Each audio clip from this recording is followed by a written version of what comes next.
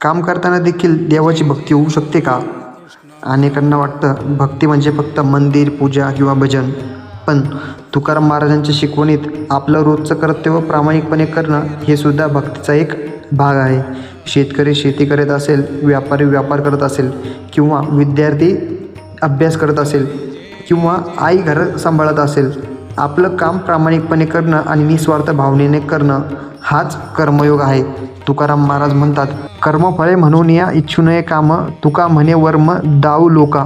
म्हणजे कर्म करताना फक्त त्यातून आपल्याला काय मिळणार याचा विचार करू नये.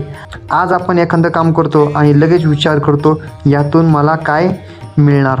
पण कर्मयोग आपल्याला शिकवतं, आपलं कर्तव्य मनापासून करा आणि परिणामाची चिंता परमेश्वरावर सोडा. काम करण्याची भावना बदलली तर रोजचं कामही साधना बनू शकतं. पुढील भागात आपण जाणून घेऊया भक्तियोग म्हणजे नेमकं काय.